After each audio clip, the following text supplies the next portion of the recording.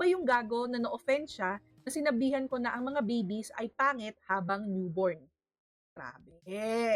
Help me understand. For context, nag-uusap-usap kami how our kids look like when born. Thank you! Happy Mother's Day sa mga nanay nyo, guys. Ikaw pangit. Uy, grabe naman. Uy, Ange, hindi kita inaano.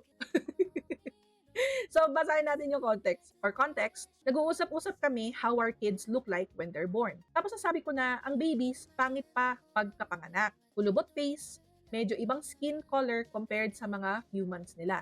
Nagpakitaan kami ng baby pics ng mga anak namin.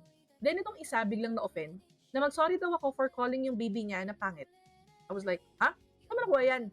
We were talking about how in general kids look different and must na-develop pag laki. Feeling niya na sinabihan ko directly na pangit yung anak niya. Then after that, tuloy pa rin ang usapan ng lahat. Biglang napapansin ko na binabara-bara na niya ako. Ako ba yung gago? Nakaka-offend ba talaga? Please enlighten me. Kasi lahat kami involved sa discussion, nag-agree na kakaiba talaga ang itsura ng newborn babies at hindi talaga cute, and to be honest, yung anak ko mismo napapangitan ako as a newborn.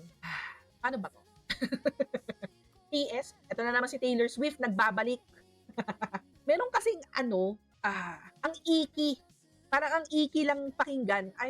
It's offensive and uncomfortable pakinggan. When you call people ugly, the word itself is insulting enough. Sasabihin mo pa yun sa mga nanay, sa mga magulang, who really loves their children. Pero totoo naman, iba ang itsura talaga ng mga bata pagkalabas.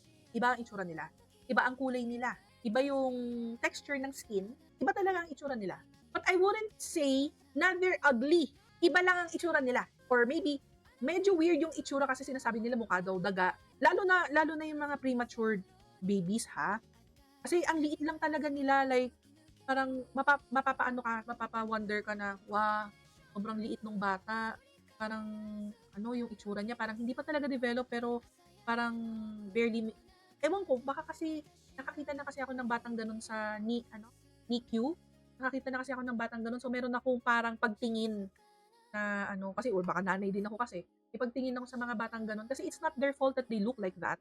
It's not their fault naman, kahit naman din siguro tayo, pangit din tayo ng mga bata tayo, but why would you even say pangit? Maybe you can say it, word it differently, like, yung itsura ng anak natin, no, parang ang ganda na, ang laki na ng ginanda ng katawan nila, yung itsura nila, talaga nagmukha na talaga sila mga babies.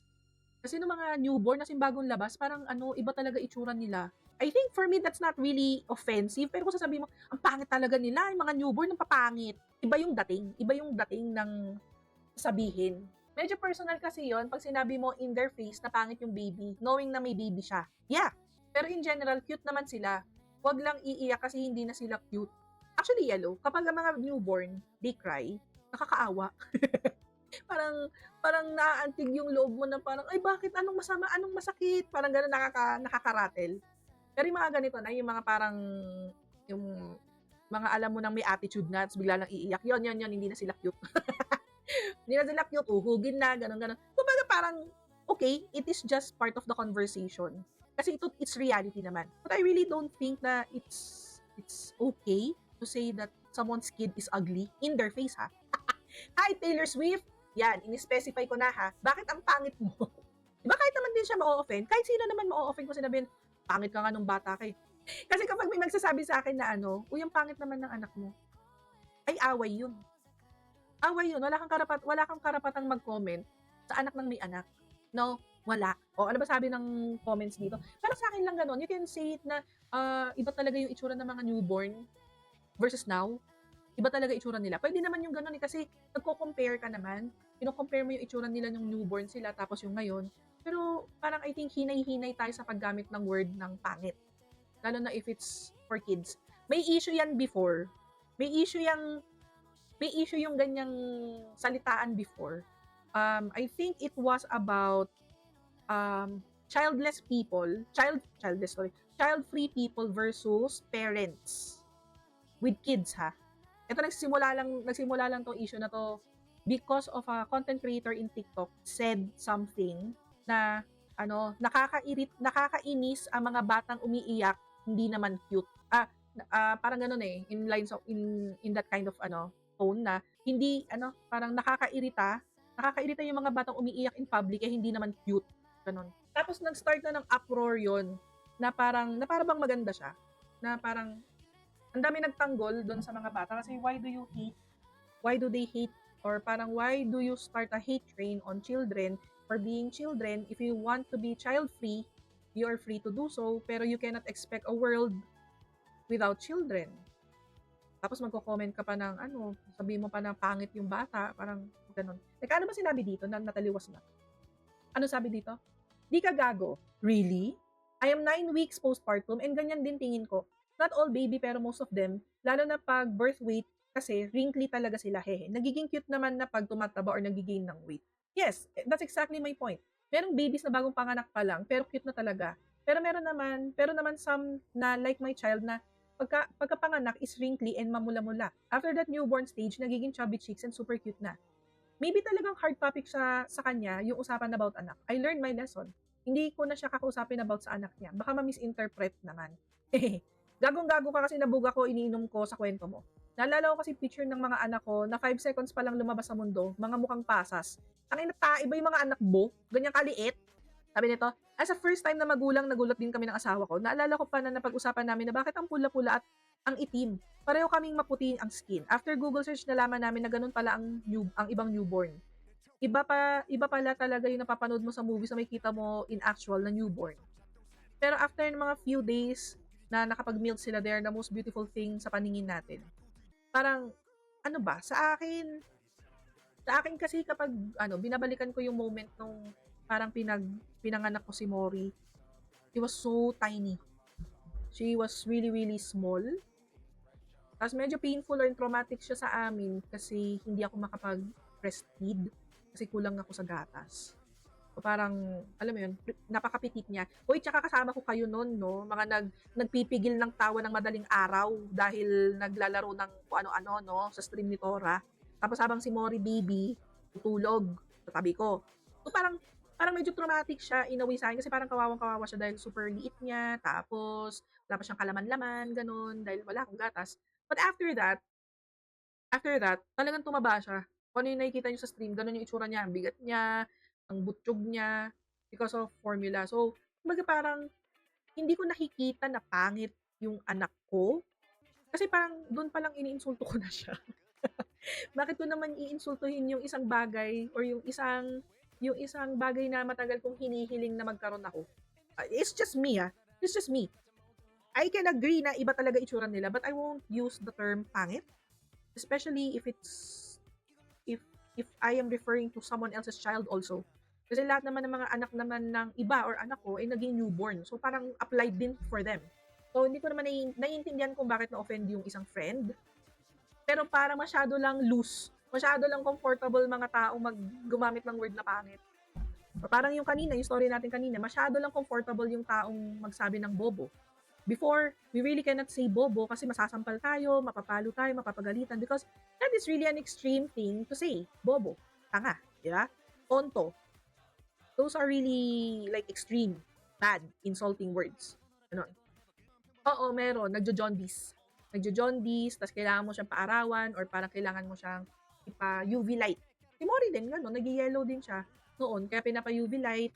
Tapos, pinaaarawan hanggang sa nag-reddish na siya. Nag-reddish siya, medyo nangitim na yung balat niya. Siyempre, naarawan. Tapos later on, pumuti. Nag-expand yung balat niya. Pero dun sa process na yun, I would never think of that creature na pangit. Dahil ba wrinkled? Kaya pasas? Ay, mukha bang tae ng hamster yung anak mo? My God. Ito, may mga pinapanganak na iba kulay sila. Siyempre, normal lang yun. Pero, need lang ipasure sa doctor kung normal ba yun. Kasi, baka oo. Yung jaundice, ang alam ko, o yung yellowish. Kaya merong ginagawa sa NICU na UV light. Pinapa-UV light yung mga kids. Tapos, pinapaarawan, ganun. Saka usually, first-time parents yung ganun. Ang alin. Yung first-time parent ako. Pero, parang sa akin lang maybe because delicate sa akin yung or sensitive sa akin yung journey para maging nanay. Kaya parang hindi ko hindi ako comfortable sabihin na, "Uy, pangit talaga sila." Parang hindi na ano, yung hindi pa alam kung normal ba yung shade. Oo. Oo. Parang lahat ng klaseng mababasa mo, kunwari mentally you're prepared, I think I know what to do. Pero pag nandun ka na, shit, anong gagawin ko? Parang ganun. Pero normal pa rin maging concerned. Oo naman. Kaya nga nandyan yung mga PDA. Sila ang magsasabi, sila ang magsasagot ng mga katanungan. So, part of Mother's Day is, this kwento is, unfortunately, is happening, no, within circle of friends, circle of people, that they are really comfortable in describing a newborn as pangit. But in my defense, they're not pangit. They are, maybe metaphorically, they are a miracle kasi not all pregnancies are successful. Not all deliveries are successful, no? So, parang medyo insensitive, may pagka-insensitive na konti yung ganitong klaseng post, parang ganito.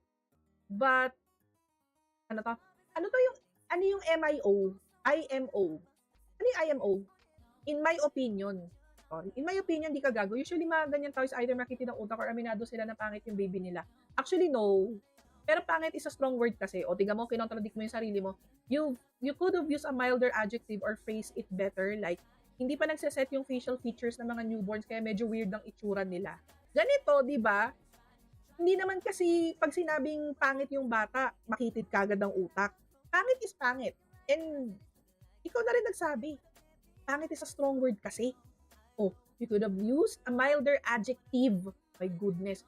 Kung makitid ng tao, receiving end ha, bakit sasabihin mo pa sa kanya you could use a milder adjective or phrase it better? Kasi alam mo na may mali sa sinasabi niya. Although nagigets mo yung gusto niya sabihin, pero may mali sa paano niya sinabi. So sabi ni OP, thank you. Na-realize ko din niya na it's such a strong word na nararamdaman niya na attack yun sa kanya.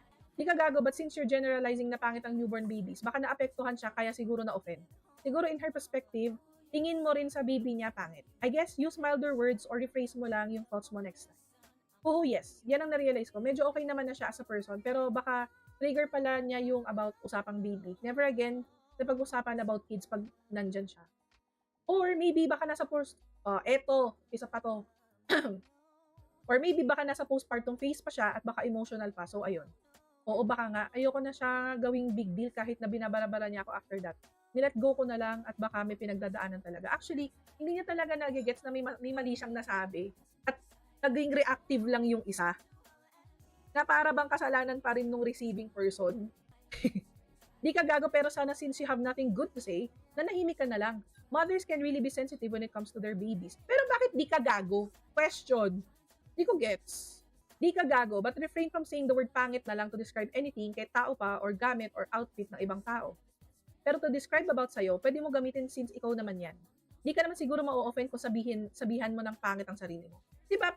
Gago pa rin siya. I don't get it bakit di ka gago yung nila. Di ka gago, pero for me, nakaka-offend if usapan looks ng newborn, lalo na kung kami mga mommies. Pero bakit hindi pa rin gago siya eh? In my opinion, gago siya. Gago siya for using this word. If she uses this word to describe her child, go ahead. Pero kung i-generalize niya na lahat ng newborn, tapos meron din ako newborn. Tapos, di ba? Kasi hindi din ba ito dumadaan sa postpartum? Kasi lahat ng mga bagong panganak na nanay, they're very sensitive